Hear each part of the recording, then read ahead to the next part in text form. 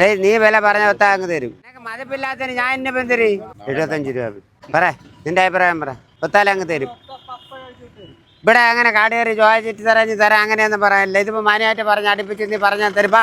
നിങ്ങൾ 1 രൂപ പറഞ്ഞാൽ എനിക്ക് സന്തോഷമേ ഉള്ളൂ. ഞാൻ നിങ്ങൾക്ക് ചായ മേടിച്ച് തന്നെ പറഞ്ഞു വിടും. നിങ്ങൾ കൊട്ടാരക്കരയെന്ന് വന്നതായുണ്ട്. ഞാൻ ആലോചിച്ച് പറഞ്ഞാൽ വെയിലത്ത് നിന്നിട്ട് ഇരിക്കാം, ശരീരം തളരും. വന്നാൽ ഭയങ്കര വെയിൽ. അതിൽ നിന്ന് ഒരു ലോകത്തും കിട്ടില്ല. അയ്യോ ഇവിടെ നീ 35 രൂപ വേണ്ട ഇത്. ഇല്ല ഈ ഒരു കിടാവ് 36,000 രൂപ വയ്ക്കും. ആ കിടാവ് 30 വയ്ക്കും. അപ്പൊ എത്രയായി? ഈ ഒരു കിടാവ് 36 വയ്ക്കും. അത് 31 വയ്ക്കും. അപ്പൊ എത്രയായിടെ? 4 മാസം ഒന്നും കഴിയണം. നീ ഇപ്പം നില്ല്, ഇവിടെ നില്ല്. നീ ഉച്ചവരെ ഇവിടെ നില്ല്. പോത്ത് ഞാൻ വിറ്റ് കാണിച്ചു തരാം.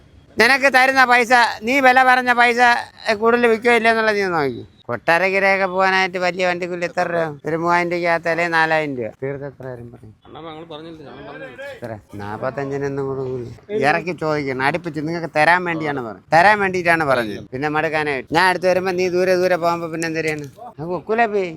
അങ്ങനെയൊക്കെ ഇത് എങ്ങനെയാ കൊടുക്കണേ? മുതലെടുക്കൂല. മുതലാവുമെങ്കിൽ നിങ്ങളുടെ അടുത്തൊന്നും അങ്ങനെ പറയില്ല. നീയാ ഒരു കെട്ടിന്റെ കച്ചവടമൊക്കെ മനസ്സിലായി. അങ്ങനെ നടക്കണ്ടേ? എനിക്ക് പിന്നെ അടുത്ത ആഴ്ച മാലാളി അങ്ങ് പോണ്ടേ?